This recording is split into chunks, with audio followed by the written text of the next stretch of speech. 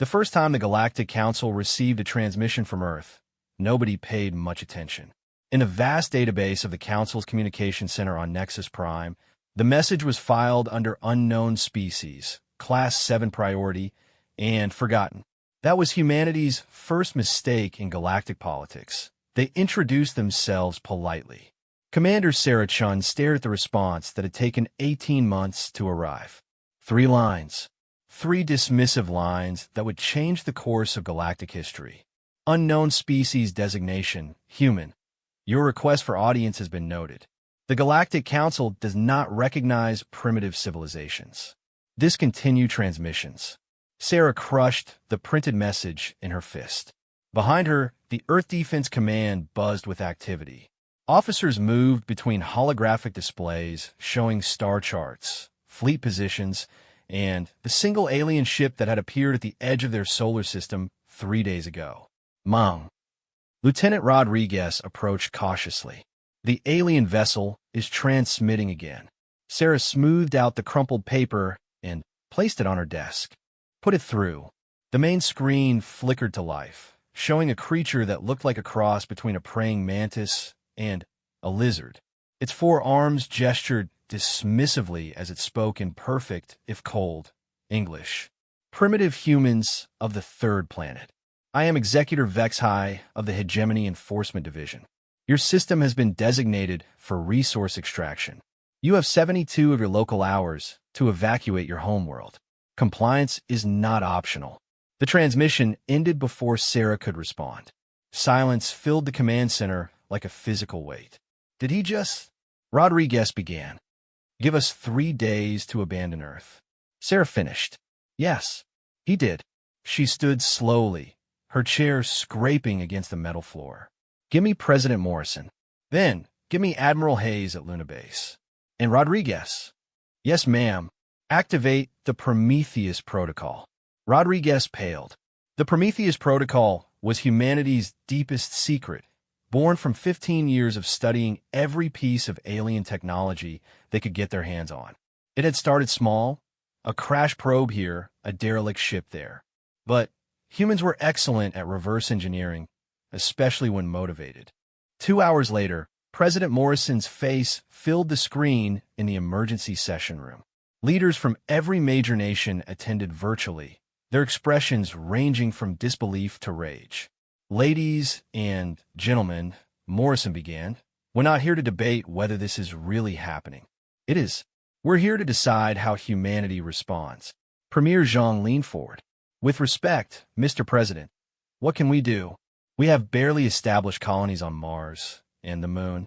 They're offering us 3 days to evacuate an entire planet. They're not offering, Morrison corrected. They're demanding. There's a difference. Chancellor Mueller's hologram flickered as she spoke. Perhaps we should consider negotiation. Surely some arrangement can be made. Sarah had remained silent until now. Ma'am, with respect, they've already made their position clear. They don't negotiate with primitive species.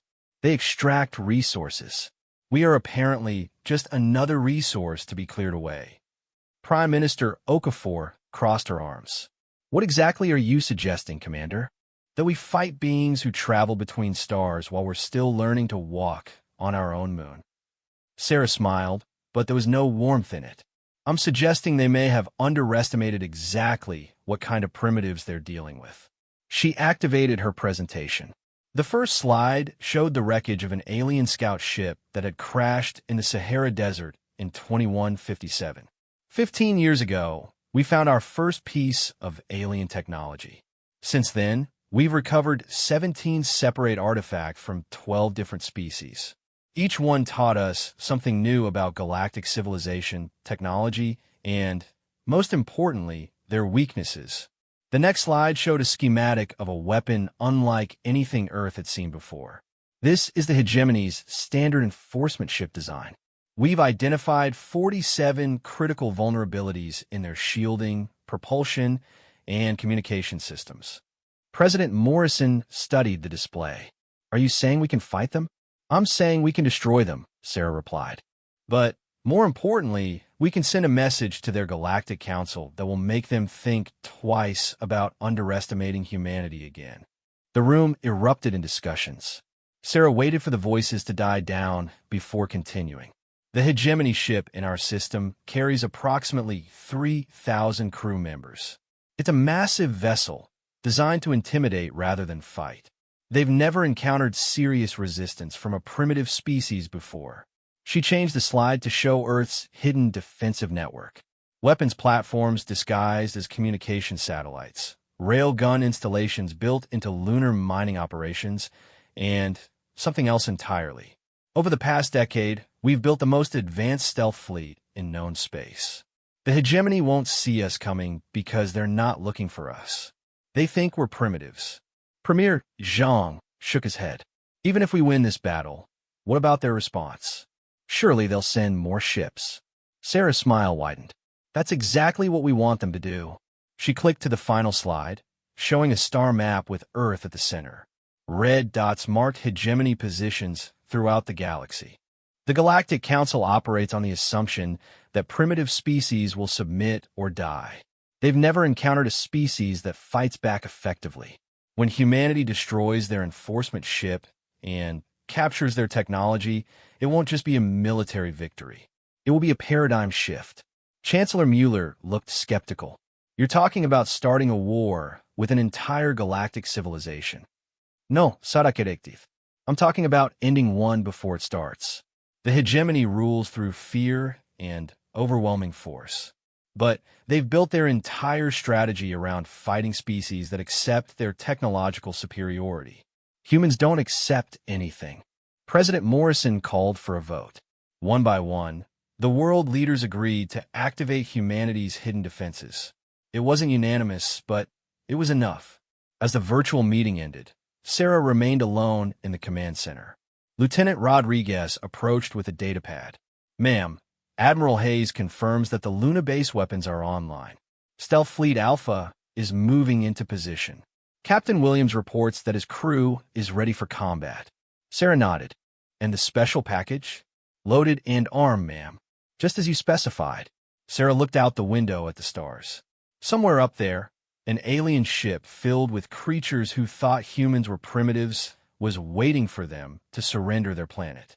They were about to learn how wrong they were. The first sign of trouble for Executor Vexhai came when his long-range sensors detected movement near the third planet's moon. His sensor operator, a nervous klaxon named Ting-6, reported unusual energy signatures. Executor, we're detecting multiple objects moving toward our position. They appear to be metallic. Vexhai dismissed the report with a wave of his lower arm. Space debris. These primitives probably launched some kind of desperate evacuation fleet. Are the extraction ships ready? Yes, Executor. The harvester fleets are standing by in hyperspace. Once you give the signal, they'll begin systematic resource extraction. Vexhai settled back in his command throne. This was his favorite part of the job. Watching primitive species realize their complete helplessness always provided excellent entertainment. Some begged, some threatened, some tried to hide. Humans seem to be runners. Executor, Ting-6's voice cracked with alarm. Those objects, they're not debris. They're ships. And they're armed. Now Vexhai paid attention. He leaned forward, his compound eyes focusing on the tactical display. 24 objects moving in perfect formation toward his ship. Each one was smaller than his enforcement vessel, but they moved with purpose. How could primitives build ships capable of space combat? He muttered. His tactical officer, a hegemony little Vrexen named Korth, activated the ship's defensive systems. Executor, should we power weapons? Vexhai laughed, a sound like breaking glass. Against primitives? Signal them to surrender or be destroyed. This should be amusing. The human response came immediately. Not a transmission, but 24 simultaneous missile launches. Impossible, Korth whispered as his screens lit up with incoming projectiles. These readings? Executor, those missiles are moving at 0.7 light speed. How are primitives generating that kind of velocity? Vexhai was no longer laughing. Raise shields. All weapons online. But humanity had spent 15 years studying hegemony technology. They knew exactly how long it took for hegemony shields to activate, how their targeting systems worked, and most importantly, how to exploit the 3-second gap in their defensive grid. The first wave of missiles struck before the shields fully powered. They weren't nuclear weapons or conventional explosives. They were something far more sophisticated, devices that Sarah's team had reverse-engineered from a hegemony weapons cache found floating in the asteroid belt. Quantum disruptors, weapons that attacked the fundamental forces holding matter together at the subatomic level. Vexai's mighty enforcement ship shuddered as reality itself seemed to hiccup around the impact points. Sections of his hull simply ceased to exist, leaving perfectly smooth, spherical voids where armor plating had been moments before. Report! Vexai screamed as alarms filled his bridge. Korth's hands flew over his controls.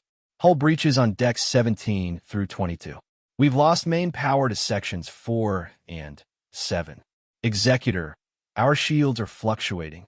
I'm reading cascade failures throughout the defensive grid. Through the chaos, Ting 6 managed a sensor sweep. Executor, the human ships, they're gone. Gone. Vexai spun toward the sensor station. Destroyed. No, sir. They've simply vanished. No energy signatures, no debris. It's as if they were never there. Vexai felt a chill that had nothing to do with his ship's failing life support systems. In 300 years of enforcing hegemony well across the galaxy, he had never encountered a species that could make their ships invisible to hegemony sensors. The second wave of missiles appeared without warning, launched from positions his scanners insisted were empty space. This time, the human weapons targeted his ship's communication array and hyperspace engines. As his ship died around him, Vexai realized that the humans had never intended to run. This had been an ambush from the beginning. They had allowed him to enter their system, to make his threats, to position himself exactly where they wanted him. Korth, can we jump to hyperspace? Negative, Executor. Hyperspace engines are completely destroyed. We're stranded. Then, signal for backup. Alert the Council that these primitives possess advanced military technology. Ting 6 shook his head. Communication array is destroyed, sir. We can't transmit anything beyond basic short-range signals. The third wave of human missiles struck their weapon systems. The fourth wave took out their life support. By the time the fifth wave hit their engines, Vexai's mighty enforcement vessel was a drifting hulk, completely helpless in the void of space. That's when the humans revealed themselves. 24 ships materialized around the dying hegemony vessel, their hulls reflecting starlight with an almost liquid quality. Each ship was sleek and predatory, built for speed and stealth rather than intimidation. The lead ship transmitted on a frequency that somehow penetrated their damaged communication systems. Tu Vexai. This is Captain Williams of the Earth Defense Force. Your ship is disabled. Your crew's life support has approximately 6 hours of power remaining. You have two choices. Vexai had never been given choices by primitives before. He found the experience profoundly disturbing. Choice 1. You and your crew die here, slowly, as your ship's systems fail. We leave your hulk as a monument to the consequences of threatening Earth. The human captain paused, letting that sink in. Choice 2. You accept our terms for conditional surrender. Vexai's pride warred with his survival instincts. What terms? You will remain as our guests while we download your ship's entire database. Every star chart, every tactical assessment, every piece of intelligence about the Galactic Council and the hegemony. In exchange, we'll repair your life support and provide basic medical care for your crew. And then, we send you home with a message. Vexai closed his eyes. Around him, his bridge crew looked to him for guidance. He had led them into this disaster through arrogance and ignorance. Now he had to get them out alive. I accept your terms. Excellent. Prepare to receive our boarding parties. The humans who came aboard Vexai's ship were nothing like the primitives he had expected. They moved with military precision, carried weapons he didn't recognize, and spoke his language perfectly. More disturbing still, they seemed to know his ship's design better than his own engineers. A human female who introduced herself as Commander Chun led the boarding party. She was small compared to Vexai's species, but There was something about her presence that made him nervous. "Executor Vex-High," she said, "I want you to understand something very clearly. This attack wasn't random violence or primitive desperation. This was a carefully planned military operation designed to achieve specific strategic objectives." She activated a portable holographic projector, showing a three-dimensional map of local space. "Your ship entered our solar system exactly where we wanted it to. You positioned yourself exactly where our weapons had optimal firing solutions. You transmitted exactly the threatening message we expected, providing perfect justification for our response." Vex-High stared at the display. Every movement his ship had made was tracked, predicted, and exploited. "How is this possible? Our intelligence reports indicated that your species had barely achieved interplanetary travel." Commander Chen smiled. "Your intelligence reports were 15 years out of date. We've been very careful about what information reaches galactic civilization. The Galactic Council thinks we're primitives because that's exactly what we wanted them to think."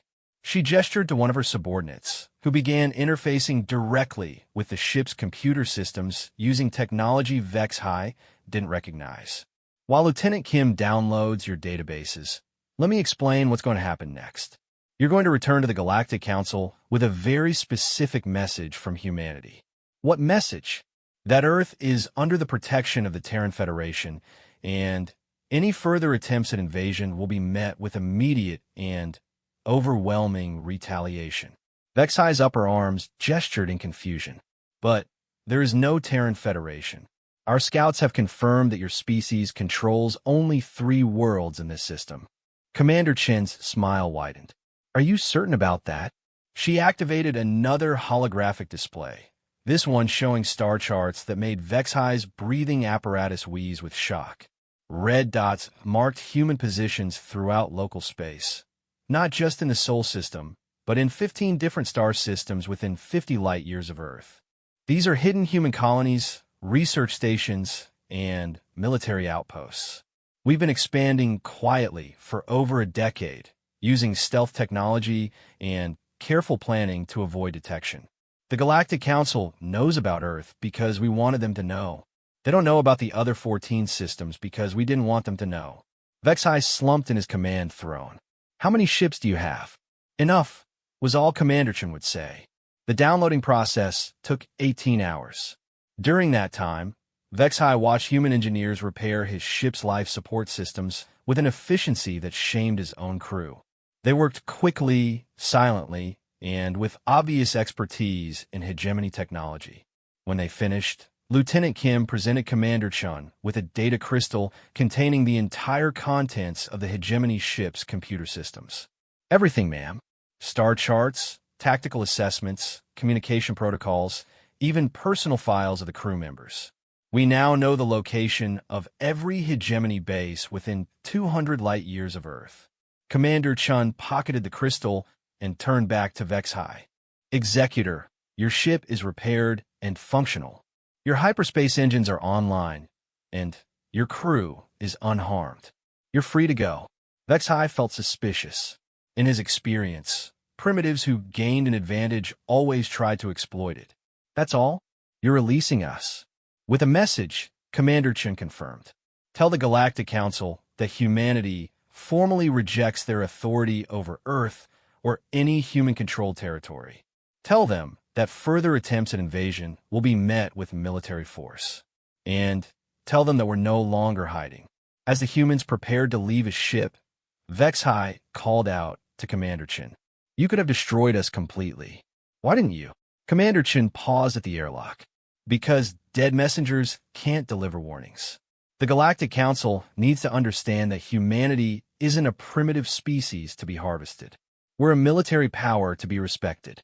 This demonstration was designed to make that point clearly. After the humans left, Vex-High sat alone on his repaired bridge, staring at the tactical displays that showed no trace of human ships. They had vanished again, becoming invisible to his sensors as easily as they had appeared. His tactical officer approached cautiously. "Executor, shall I set course for Nexus Prime?" "Vex-High notes thou." "Yes, best speed." The Council needs to hear about this immediately. As a ship engaged its hyperspace engines, Vex-High couldn't shake the feeling that he had just witnessed the beginning of something much larger than a simple border dispute. The humans hadn't just defeated his ship, they had demonstrated capabilities that shouldn't have existed in a primitive species. More troubling still, they had revealed their hidden expansion with the confidence of a species that was no longer afraid of galactic attention. That suggested they were ready for whatever response the Council might send. In the depths of space, Commander Chen's ship maintained its position long enough to watch the hegemony vessel disappear into hyperspace. Then, it too vanished, its stealth systems rendering it invisible to anything except human sensors. Mission accomplished, she reported to Earth Defense Command. Package delivered. The Council will have our message within the week. Admiral Hayes' voice crackled over the quantum communication link. Acknowledged, Commander. Return to Luna Base for debriefing. And Sarah? Yes, sir. You might want to hurry. Long-range sensors are detecting massive hyperspace signatures moving in our direction. It looks like we're about to have visitors. Commander Chen smiled grimly. Phase 1 was complete. Phase 2 was about to begin, and this time, humanity wouldn't be playing defense. The Galactic Council's emergency session was the largest gathering of alien species in over a century. Representatives from 47 different civilizations filled the massive amphitheater on Nexus Prime, their various forms of communication creating a symphony of clicks, whistles, telepathic broadcasts, and translated speech. Chancellor Morgeth of the Council Presidency called for order with a sonic pulse that resonated through the chamber. His massive crystalline form shifted colors as he spoke, broadcasting his words directly into the translation matrices of every delegate present. Fellow counselors, we are here to address the unprecedented report from Executor Vex-High of the Hegemony Enforcement Division. The matter concerns a species calling itself human from a system designated Sol 3. Ambassador Fluxera of the Void Swimmers rippled through her containment field. With respect, Chancellor, why are we discussing primitives? Surely the hegemony can handle one backward species without involving the full council. A chorus of agreement echoed through the chamber. Most species present had never heard of humans, and those who had dismissed them as barely evolved mammals who had recently discovered fire. Chancellor Morgeth's crystalline surface darkened. Perhaps Executor Vex-High should explain personally. The hegemony representative entered the chamber, his usual confident posture replaced by something approaching humility. His four arms gestured nervously as he approached the speaker's platform. Honored counselors, I bring disturbing news from the Sol system. The species we encountered there, they are not what they appear to be. Ambassador Krivak of the Machine Collective interrupted with a burst of electronic static. Your reports indicate military action against a primitive world. Explain this failure. Vex-High's breathing apparatus whistled with stress. They ambushed my enforcement vessel with weapons technology that rivals our own. Their ships possess stealth capabilities that render them completely invisible to our sensors. They demonstrated tactical knowledge of hegemony systems that should have been impossible for a primitive species to acquire. The chamber erupted in disbelief. Ambassador Fluxera's form became agitated, her energy field flickering. Are you suggesting that primitives defeated a hegemony enforcement ship? They didn't just defeat it, Vex-High continued. They disabled it with surgical precision, captured our entire database, and then released us to deliver a message. Chancellor Morgeth leaned forward, his massive form casting shadows across the platform. What message? Vex-High straightened, forcing himself to deliver the words that still burned his pride. That humanity rejects Galactic Council authority and will respond to future threats with military force. They claim to control multiple star systems and possess a hidden fleet of advanced warships. The silence that followed was deafening.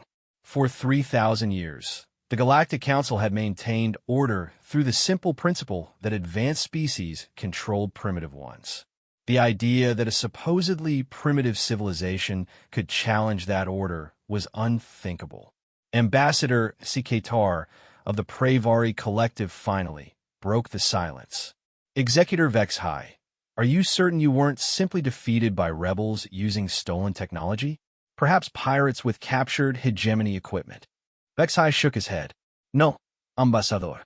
These were clearly human vessels crewed by humans.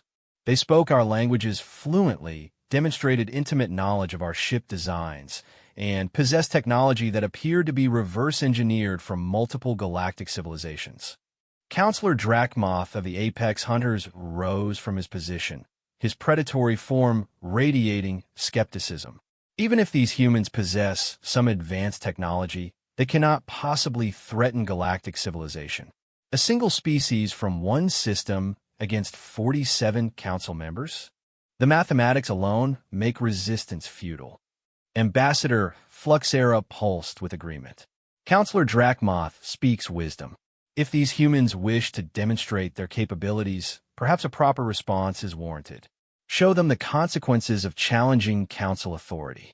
Chancellor Morgeth's form shifted to a deep purple, indicating deep consideration. What do you recommend, Ambassador? A demonstration fleet. 3 hegemony battle groups, supported by council auxiliary forces. Sufficient firepower to eliminate any possible threat, while showing the galaxy that council authority remains absolute. The motion was seconded by Ambassador Krivak and supported by 34 of the 47 council members present. The remaining delegates abstained rather than opposing. Executor Vexhai felt compelled to speak. Honored counselors, I must advise caution. These humans demonstrated capabilities that suggest careful long-term planning. This may not be the simple primitive uprising you believe it to be. Counselor Drachmoth dismissed the warning with a wave of his clawed appendage. Executor, your ship was defeated by surprise tactics and superior positioning. These are advantages that work only once. A prepared battle fleet will not fall to such tricks. Chancellor Morgeth called for a formal vote. All in favor of dispatching a demonstration fleet to eliminate the human threat? 43 delegates voted in favor. 3 abstained. 1 delegate was absent due to hibernation cycle requirements. The motion carries. Admiral Zekthar, you will command the demonstration fleet. 3 battle groups, full council authorization. Eliminate the human threat and secure their territory for proper resource extraction.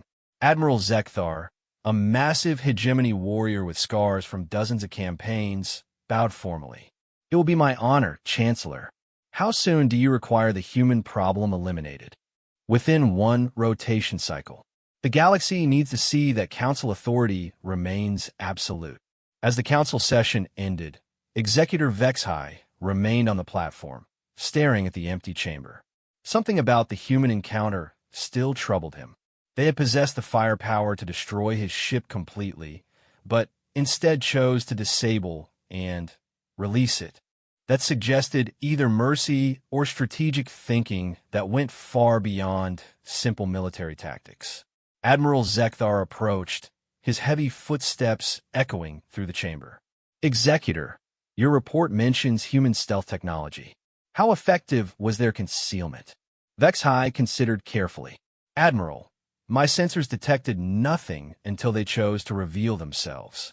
Even our passive gravitational detection systems showed no signatures. It was as if they existed in a different dimension until they decided to attack. Impossible. No known technology can achieve complete sensor invisibility. That's what I believed as well, Admiral. I was wrong. Admiral Zekthar studied the smaller being. Despite their species differences, both were professional military officers who understood the implications of technological surprise. What else did you observe?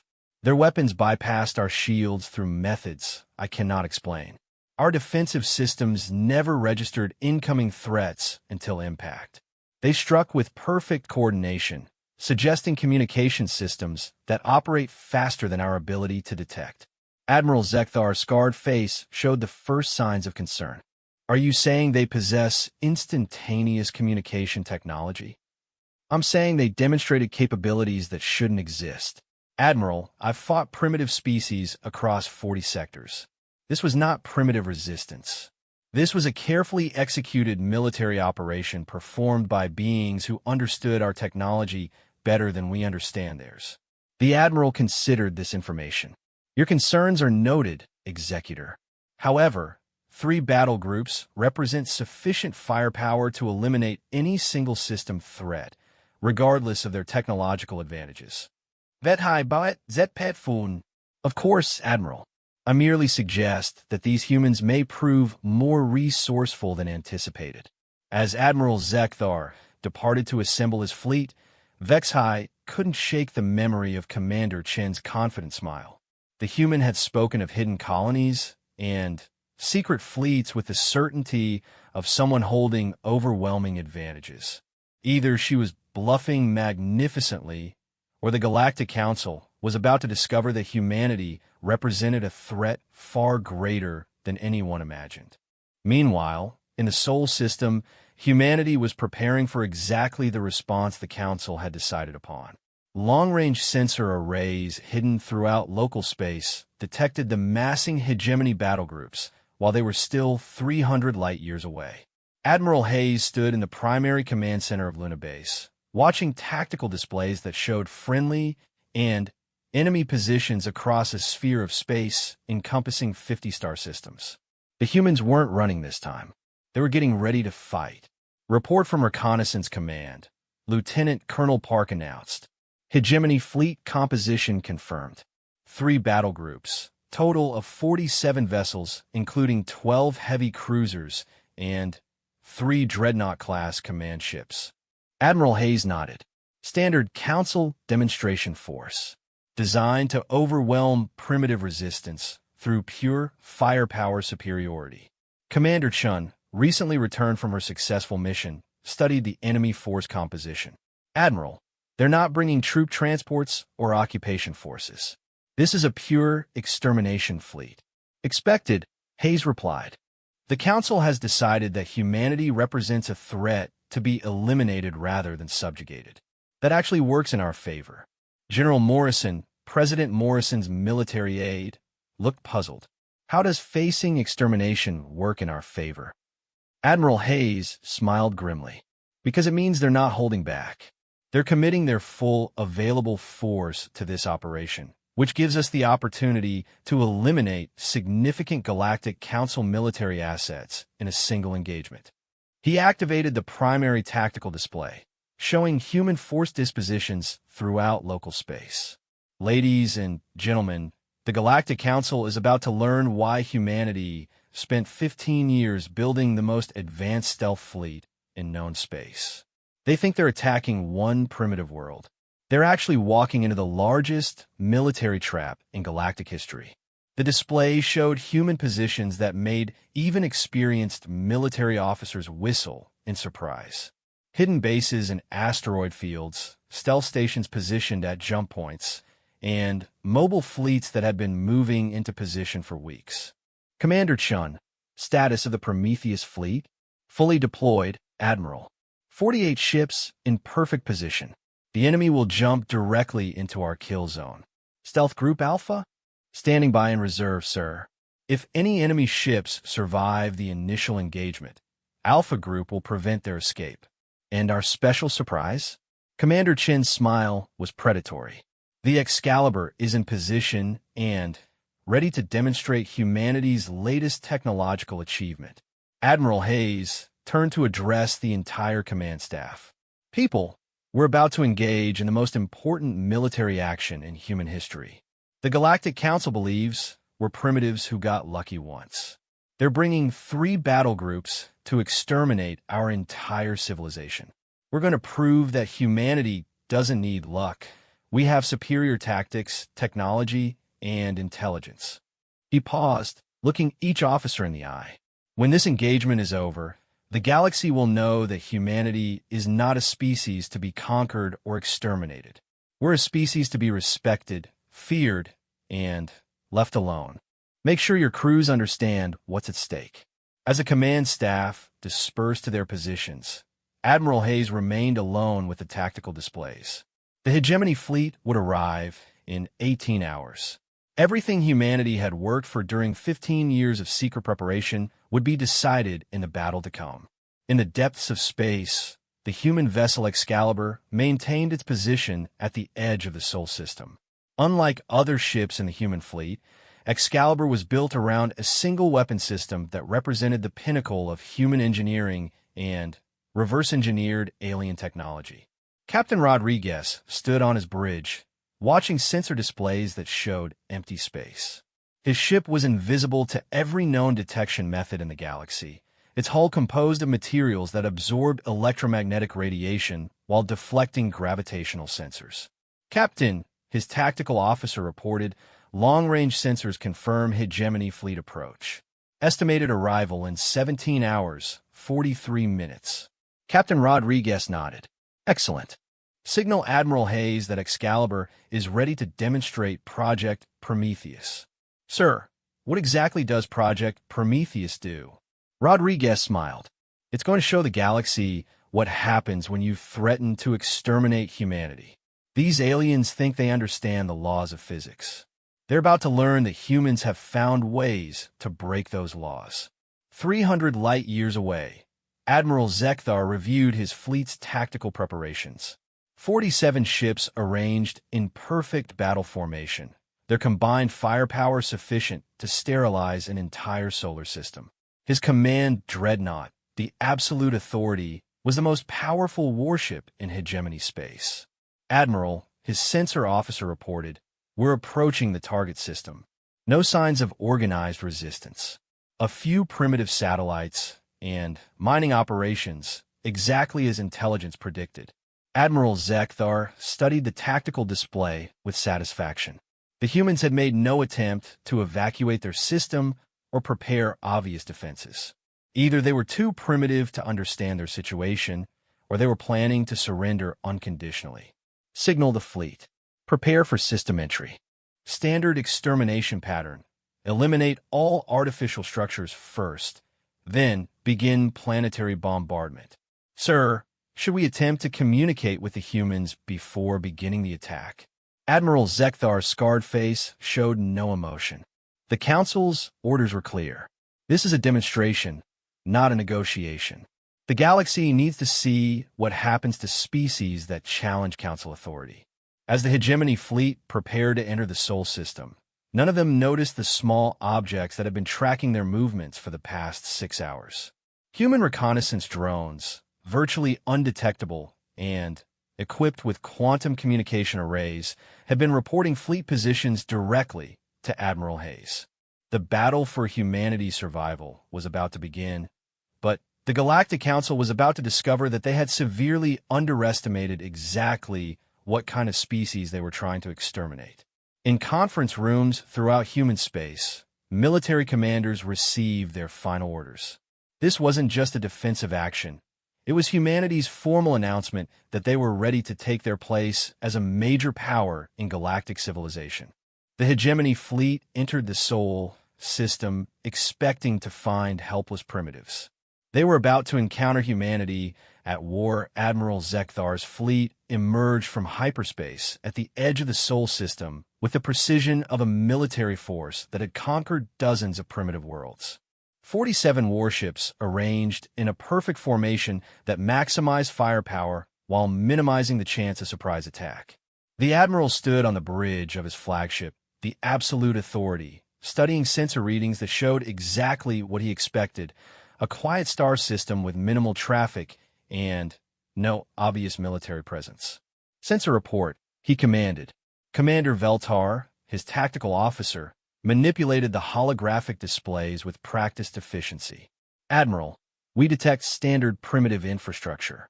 Several small space stations, mining operations in the asteroid belt, and colonies on the system's fourth planet.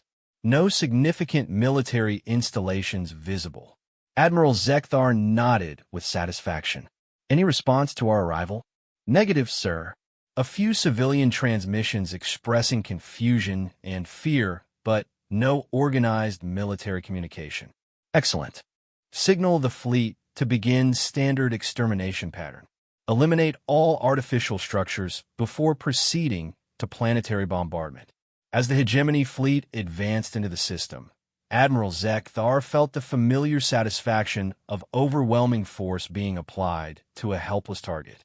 The humans would learn the same lesson that dozens of other primitive species had learned. The Galactic Council's authority was absolute. What Admiral Zekthar didn't know was that every move his fleet made was being tracked by sensors so advanced that they operated on principles of physics the hegemony hadn't yet discovered.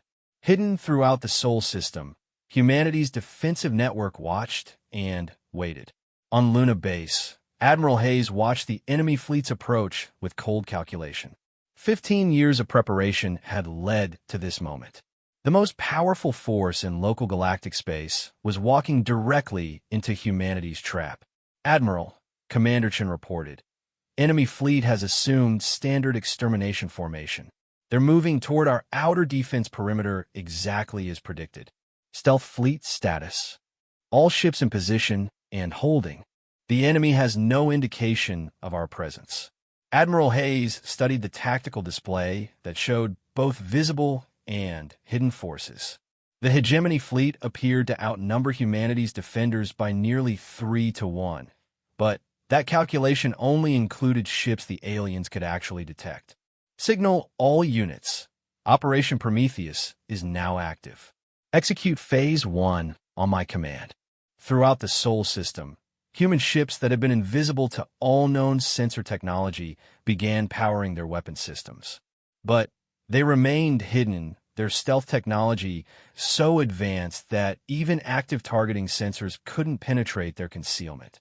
Admiral Zekthar's first indication that something was wrong came when his leading destroyers simply disappeared from his tactical display. Commander Veltar, what happened to the forward screening elements? His tactical officer's hands flew over the sensor controls, confusion evident in his movements. Admiral, I'm reading catastrophic explosions from the positions of destroyers Razor Edge and Blood Hunter, but sensors show no enemy vessels in their vicinity. Impossible. Ships don't explode spontaneously. Expand sensor sweep. Maximum resolution. Before Commander Veltar could comply, 6 more hegemony ships disappeared in brilliant explosions that lit up the darkness of space. Each detonation was precisely targeted, striking critical systems with surgical accuracy. Admiral Zekthar felt a chill of recognition. Are we being attacked by invisible ships? Sir, that's impossible. No known technology can achieve complete sensor invisibility while maintaining weapons capability. The Admiral remembered Executor Vexhai's warnings about human capabilities. At the time, he had dismissed them as the excuses of an officer who had been defeated by primitive tactics. Now he wondered if Vexhai had been trying to warn him about technology that the Galactic Council didn't understand. All ships, evasive maneuvers. Weapons free, fire at any unusual energy signatures or spatial distortions. The hegemony fleet opened fire at empty space, their weapons creating brilliant displays of destructive energy that struck nothing at all. Meanwhile, human ships continued their systematic destruction of the enemy force with weapons that seemed to materialize from nowhere. Commander Chen watched the battle from her position aboard the stealth destroyer Phantom Strike. Her ship was positioned less than 1,000 kilometers from the enemy flagship, close enough to count the weapon ports on its hull, but completely invisible to their sensors. Ma'am, her tactical officer reported, we have perfect targeting solutions on the enemy command ship. Should we engage? Negative. Let them panic first. Admiral Hayes wants them to understand exactly how helpless they are before we reveal ourselves. The systematic destruction of his fleet was driving Admiral Zekthar to desperate measures. In 15 minutes of combat, he had lost 18 ships to an enemy he couldn't see, detect, or fight effectively. His remaining vessels were firing blindly into space, hoping to hit something by accident. Commander Veltar, can you identify the source of these attacks? Sir, our computer analysis suggests the weapons are being fired from positions within 5 kilometers of our ships, but sensors continue to show empty space at those coordinates. Admiral Zekthar's military training warred with the evidence of his own sensors. Everything he knew about physics and technology said that what was happening was impossible. But his ships were being destroyed by very real weapons fired by very invisible attackers. Open a communication channel. All frequencies. Channel open, Admiral. Unknown attackers. This is Admiral Zekthar of the Galactic Council Enforcement Fleet. Identify yourselves and explain this unprovoked attack. The response came immediately, transmitted on frequencies that somehow penetrated his ship's communication shields. Admiral Zekthar, this is Admiral Hayes of the Terran Defense Force. You entered our system with the stated intention of exterminating our civilization. We are responding with appropriate defensive measures. Admiral Zekthar felt his breathing apparatus constrict with shock. Impossible. Primitive species do not possess fleets capable of challenging Council authority. Admiral Hayes' voice carried a note of cold amusement. Admiral, you seem to have fundamentally misunderstood humanity's technological capabilities. Allow us to provide a clearer demonstration. Around the hegemony fleet, space itself seemed to ripple as 48 human warships suddenly materialized from perfect invisibility. Each ship was sleek and predatory, their hulls reflecting starlight with an almost organic quality.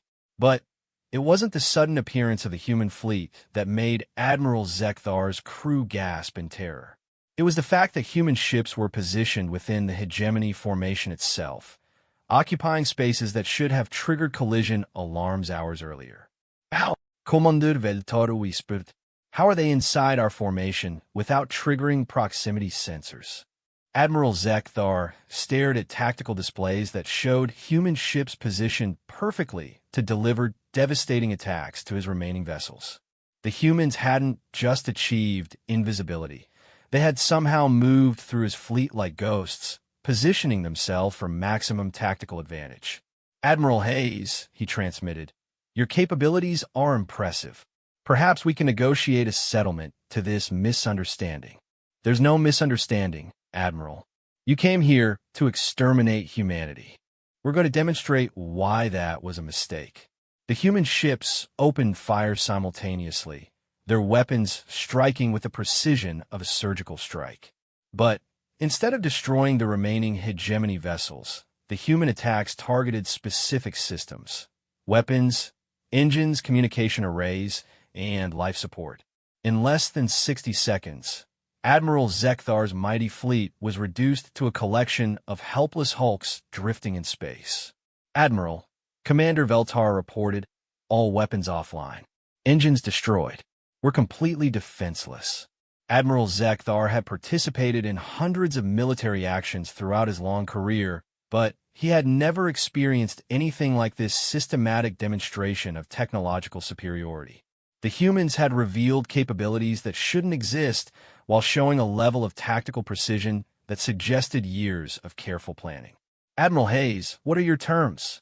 The same terms we offered Executive XHI. You and your crews remain as our guests while we download your ship databases. In exchange, we provide life support and medical care. And then you return to the Galactic Council with a message from humanity. Admiral Zekthar closed his eyes, trying to process the magnitude of his defeat. The most powerful fleet in local space had been neutralized by an enemy that had demonstrated capabilities beyond anything in Council military doctrine. I accept your terms. As human ships moved to secure the disabled hegemony vessels, Captain Rodriguez aboard the Excalibur received new orders from Admiral Hayes. Captain, time for the main demonstration. Signal all human vessels to move to minimum safe distance. Captain Rodriguez smiled grimly. Understood, Admiral. Excalibur is ready to demonstrate Project Prometheus. What's your target, Captain? The asteroid belt, sir. Specifically, the large metallic asteroid designated Target Alpha. Mass approximately 10 billion tons. Composition primarily iron and nickel. Excellent. All human vessels, move to minimum safe distance. Excalibur is cleared to demonstrate humanity's ultimate deterrent. As the human fleet moved away from the target area, Captain Rodriguez began the final preparation sequence for Project Prometheus. In the depths of his ship, The most advanced weapon humanity had ever created powered up for its first tactical demonstration. The weapon itself was based on principles that human scientists had discovered while reverse engineering alien technology from 12 different civilizations. But the breakthrough had come from humanity's own theoretical physicists, who had found ways to manipulate fundamental forces that most galactic species considered immutable. Captain, his tactical officer reported, Prometheus device is ready for firing. Target acquired and locked. Weapon status? All systems green. Containment field stable. Quantum matrix synchronized. Captain Rodriguez took a deep breath. Humanity was about to demonstrate a weapon that would fundamentally change the balance of power in galactic civilization. Fire.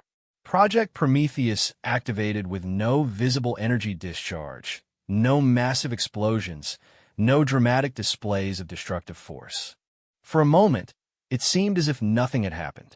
Then, Target Alpha, a metallic asteroid with a mass equivalent to a small moon, simply ceased to exist. Not destroyed, not vaporized, not reduced to component elements. It was deleted from reality as if it had never been there at all. In its place was a perfectly spherical void in space, an absence so complete that it bent light around its edges. Even space-time itself seemed confused by the sudden disappearance of 10 billion tons of matter. Admiral Zekthar stared at his sensors in disbelief.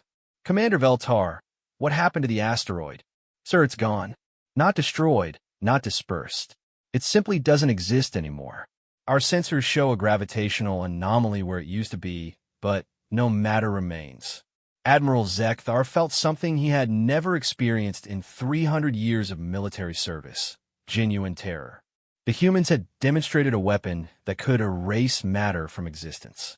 Not destroy it, not convert it to energy, but make it stop existing entirely. Admiral Hayes' voice came over the communication channel. Admiral Zekthar, that demonstration was performed with our smallest Prometheus device operating at 5% power. Our larger installations are capable of eliminating objects up to planetary mass. The implications hit Admiral Zekthar like a physical blow. The humans weren't just claiming to possess planet-killing weapons. They had demonstrated the ability to make planets cease to exist. How is such technology possible? 15 years ago, humanity discovered that the fundamental forces of physics are more flexible than most galactic species believe. We've learned to manipulate the quantum foundations of reality itself. Admiral Hayes paused to let that sink in. Admiral, when you return to the Galactic Council, you'll inform them that humanity possesses weapons capable of eliminating any target from subatomic particles to stellar masses. Any attempt to attack human territory will result in the complete erasure of the attacking force. Admiral Zekthar's military mind struggled to process the strategic implications. A weapon that could delete matter from existence made traditional concepts of defense and offense meaningless. How do you defend against something that could make your entire fleet stop existing? What does humanity want from the Galactic Council? Recognition of human sovereignty over all territories we control, formal diplomatic status, and a guarantee of non-interference with human expansion. And if the Council refuses? Admiral Hayes' voice became cold as interstellar space. Then, the Council will discover what happens when you threaten a species capable of making your homeworlds disappear. The boarding process took 36 hours. Human technical teams systematically downloaded every piece of data from the hegemony ships, while their medical personnel treated wounded crew members with technology that Admiral Zekthar's doctors couldn't understand. Commander Chin personally oversaw the data extraction from the flagship. Admiral Zekthar, your ship's computer contains detailed information about Council military installations throughout this sector. That intelligence will be very useful for our defensive planning. You're planning to attack Council worlds? We're planning to defend human territory from any future attacks. The difference is that we now have complete intelligence about Council capabilities while they know almost nothing about ours. As the humans finished their work, Admiral Zekthar realized that his defeat represented more than just a military loss. The humans had gained access to strategic information that would allow them to predict and counter any council response. Commander Chun, may I ask you something? Of course. How long has humanity been planning this confrontation? Commander Chun considered the question. Since the day we discovered that we weren't alone in the galaxy.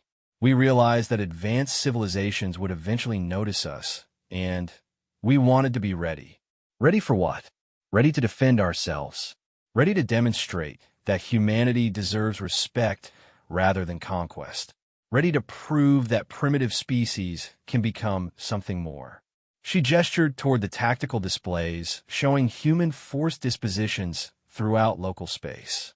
Admiral, humanity spent 15 years becoming the most dangerous species in local space while pretending to be harmless primitives. We've been preparing for this conversation since we first detected alien signals. As the last human technical teams departed, Admiral Zekthar found himself alone with the magnitude of his civilization's mistake. The Galactic Council had attempted to eliminate what they thought was a primitive threat. Instead, they had revealed themselves to a species that had been preparing for galactic warfare while hiding their true capabilities. The humans released the hegemony survivors with full navigation data and sufficient supplies to reach Council space. But as Admiral Zekthar's battered fleet limped toward the hyperspace jump point, he knew he was carrying news that would shake the foundations of galactic civilization. Humanity wasn't a primitive species to be conquered. They were a technological power capable of erasing entire worlds from existence. And they were no longer hiding. The emergency session of the Galactic Council that followed Admiral Zekthar's return was unlike anything in 3,000 years of galactic governance. For the first time in recorded history, a primitive species had not only defeated a Council enforcement fleet, but had demonstrated technology that fundamentally challenged everything the galaxy's most advanced civilizations thought they understood about the laws of physics. Chancellor Morgeth's crystalline form had shifted to deep crimson, a color that indicated extreme agitation among his species. Around the amphitheater, representatives from 47 civilizations displayed their own forms of distress. Energy fields flickering wildly, organic forms changing color, mechanical beings emitting discordant electronic patterns. Admiral Zekthar. Chancellor Morgeth's voice resonated through the chamber. Your report describes capabilities that our best scientists claim are impossible. Are you certain of your observations? Admiral Zekthar stood before the council with none of his usual military bearing. The defeat in the Sol system had fundamentally changed him, leaving him with the unshakable knowledge that everything he thought he knew about galactic military power was wrong. Chancellor, I have served the hegemony for 300 years. I have conquered 17 primitive worlds and suppressed 43 rebellions. I know the difference between tactical surprise and technological impossibility. He activated the holographic projector, showing sensor recordings from a battle. The humans achieved complete invisibility to our detection systems while maintaining weapons capability. They positioned ships within our formation without triggering any proximity alarms. And their ultimate weapon, Admiral Zekthar paused, still struggling to comprehend what he had witnessed. Their ultimate weapon erased a 10 billion-ton asteroid from existence. Not destroyed it, not vaporized it, made it cease to exist entirely. Ambassador Fluxera's energy field contracted with skepticism. Admiral, surely you don't expect us to believe that primitives have mastered matter deletion technology? I expect you to review the sensor data, Admiral Zekthar replied coldly. Every ship in my fleet recorded the same impossible readings. Counselor Drakmoth leaned forward, his predatory instincts engaged. Even if these humans possess advanced weapons, they remain a single-system civilization. Their expansion capabilities must be limited. Admiral Zekthar shook his head. According to their own claims, humanity controls 15 star systems. My intelligence officers have confirmed unusual energy signatures in 14 systems within 50 light-years of Sol. The humans have been expanding in secret for over a decade. The chamber erupted in shocked murmurs. The idea that a primitive species could establish hidden colonies without council knowledge challenged fundamental assumptions about galactic surveillance capabilities. Ambassador Krivak of the Machine Collective interrupted with a burst of electronic static. Admiral Zekthar, did the humans make specific demands? They demand recognition of their sovereignty, formal diplomatic status, and guarantees of non-interference with their territory. They also delivered a warning that any future attacks would be met with weapons capable of eliminating entire worlds.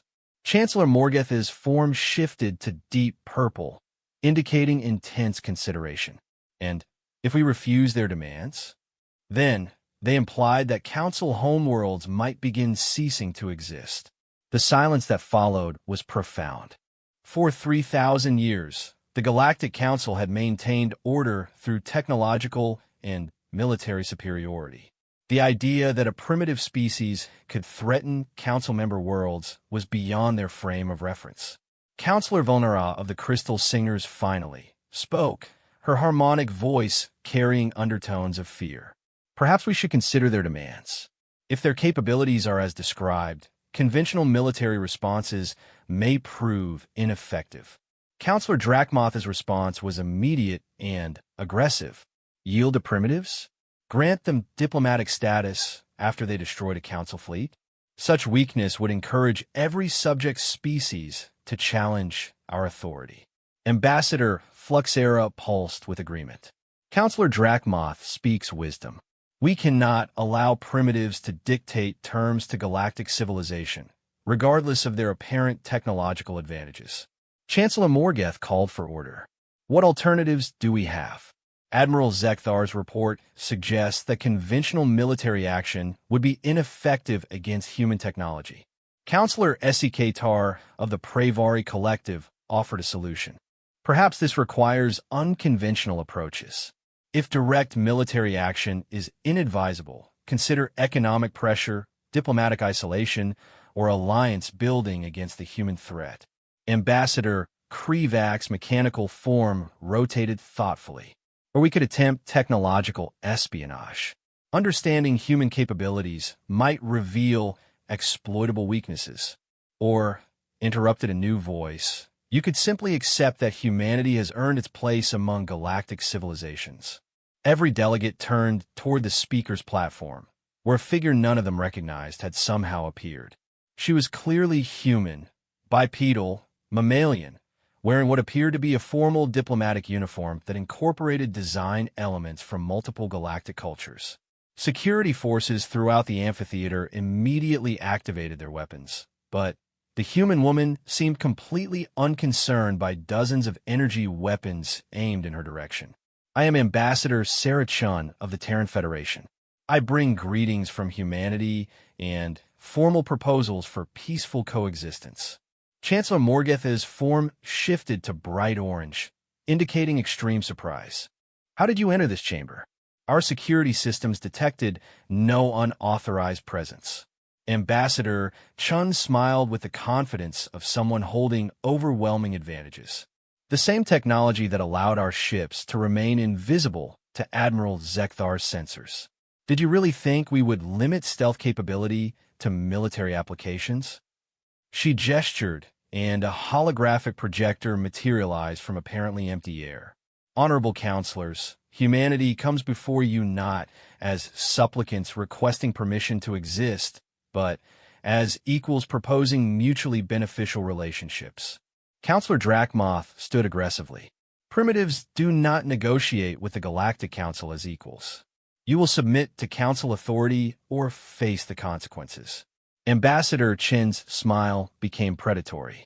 Counselor Drakmoth, perhaps you should review recent events before making threats. Humanity has already demonstrated the consequences of underestimating our capabilities. She activated her holographic display, showing star maps that made several delegates gasp in recognition. These are current human territorial holdings. 15 star systems, 43 worlds, and strategic positions that control major hyperspace routes throughout this sector. The display expanded to show detailed intelligence about Council military installations, trade routes, and communication networks. We also possess complete intelligence about Council capabilities, thanks to the detailed databases we acquired from Admiral Zekthar's fleet. We know the location of every Council base, the composition of every fleet, and the strategic weaknesses of every member civilization. Ambassador Fluxera's energy field fluctuated wildly. "Are you threatening us?" "I'm offering you a choice," Ambassador Chen replied. Option 1. Recognize human sovereignty and establish formal diplomatic relationships. We share certain technologies, establish trade agreements, and work together to maintain galactic stability. And Option 2? Chancellor Morgeth asked. Ambassador Chen's expression became cold. Option 2. Continue treating humanity as a primitive species to be conquered or eliminated. In that case, you will discover exactly how dangerous humans become when our survival is threatened. She gestured again, and the holographic display showed the asteroid deletion from multiple sensor perspectives. This demonstration was performed with our smallest Prometheus device at 5% power. Our production facilities have been manufacturing larger versions for the past 6 months. We currently possess enough Prometheus devices to eliminate every Council homeworld simultaneously. The chamber erupted in chaos. Delegates shouted, energy fields fluctuated wildly, and several mechanical beings emitted alarm signals. The idea that a primitive species could threaten the entire galactic order was beyond their ability to process. Councillor Velnara's harmonic voice cut through the noise. Ambassador Chun, you're describing weapons capable of committing genocide on a galactic scale. I'm describing deterrent weapons designed to ensure humanity's survival, Chun corrected. We have no desire to use them, but we will not hesitate if our existence is threatened. She paused, letting the implications sink in. Honorable counselors, humanity offers you a simple choice. Treat us as equals and benefit from peaceful cooperation, or continue treating us as primitives and discover what we're truly capable of. Chancellor Morgeth struggled to maintain order as debates erupted throughout the chamber. Finally, he called for silence. Ambassador Chun, these claims require verification. How do we know your capabilities are as described? Ambassador Chun smiled again. An excellent question, Chancellor. I suggest you contact your intelligence services and ask about the current status of the Hegemony Research Station at Kepler 442. Several delegates immediately activated their personal communication devices. Within minutes, reports began filtering back to the chamber. Gone, whispered Ambassador Fluxera. The entire station, it's simply not there anymore. Along with the asteroid field it was built in, added Councillor Sikatar. Our sensors show nothing but empty space where a major installation existed yesterday. Ambassador Chen nodded. A demonstration that our capabilities extend well beyond the Sol system. Humanity can project power across interstellar distances without warning or detection. Chancellor Morgeth's crystalline form had shifted to deep blue, indicating profound uncertainty. What exactly does humanity propose? Formal recognition as a sovereign power. Establishment of diplomatic relations. Trade agreements for technologies that benefit both sides. And, most importantly, agreements defining territorial boundaries that both sides will respect. And, if the Council agrees to these terms, then humanity shares certain non-military technologies that we've developed. Medical advances that could extend lifespans for all Council species. Communication systems that operate faster than light. Energy generation methods that are more efficient than anything currently available. Ambassador Chun paused for effect. We also provide defensive assistance against external threats. The galaxy is a dangerous place, and humanity's stealth and weapons technology could prove valuable for protecting Council interests. Councillor Drakmoth remained skeptical. And if we refuse, then humanity withdraws from galactic affairs entirely. We seal our borders, cease all communication, and develop our technology in isolation. And if anyone attempts to force contact. Ambassador Chen's expression became arctic. Then, you discover what happens when a species capable of erasing matter from existence decides that galactic civilization represents a threat to be eliminated. The debate that followed lasted 18 hours. Delegates argued, threatened, pleaded, and calculated while Ambassador Chen waited patiently. Finally, Chancellor Morgeth called for a formal vote. All in favor of recognizing humanity as a sovereign power and establishing formal diplomatic relations. 26 delegates voted in favor.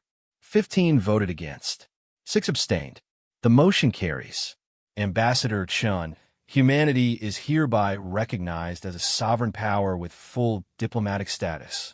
Ambassador Chen bowed formally.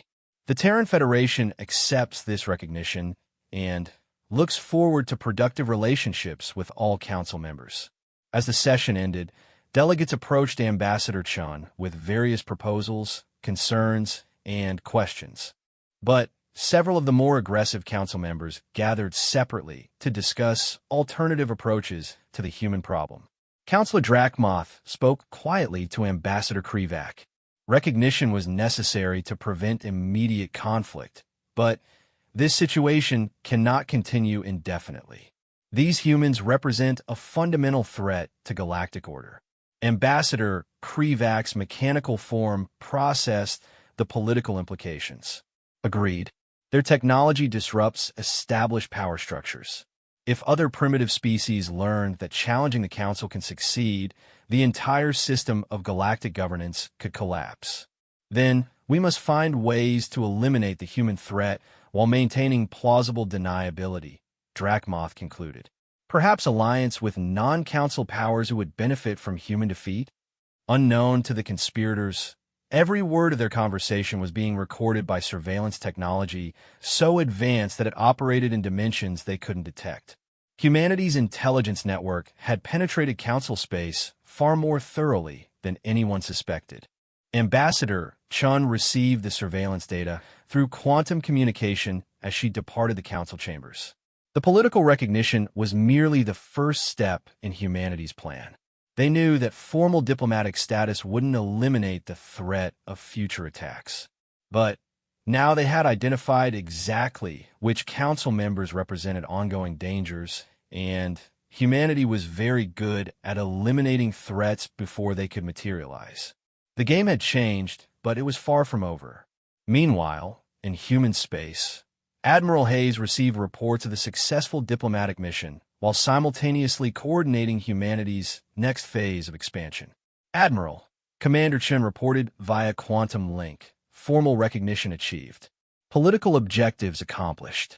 Several council members are already proposing cooperation agreements. Excellent.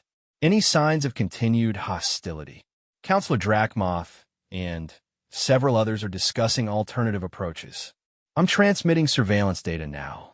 Admiral Hayes reviewed the intelligence with professional satisfaction. Understood. Initiate Phase 3 protocols. It's time to demonstrate that humanity's expansion capabilities match our military technology. Throughout human space, construction ships that have been building in secret for months activated their stealth systems and departed for predetermined coordinates. Humanity was about to establish colonies in systems that the Galactic Council considered strategically important.